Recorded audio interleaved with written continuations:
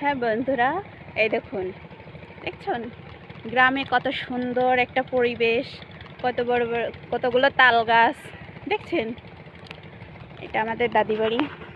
তো এখানে দেখবেন যেদিকেই তাকাবেন সেদিকেই তাল গাছ আছে, কোথাও না কোথাও তাল গাছ আছেই। সাথে সর্ষের, কেউ সর্ষে লাগাইছে, কেউ রাই, কেউ ওই যে ধনিয়া, কেউ ধান, ওই যে ছিম, কলই, ডাবরি এগুলো লাগাইছে। আর ওই দেখুন খেজুর গাছ দেখছেন। গ্রামের পরিবেশ কত সুন্দর।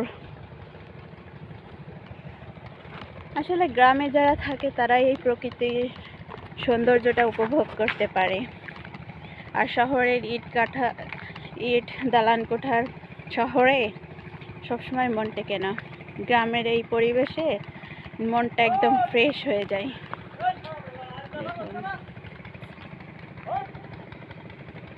সুন্দর একটা পরিবেশ দেখুন।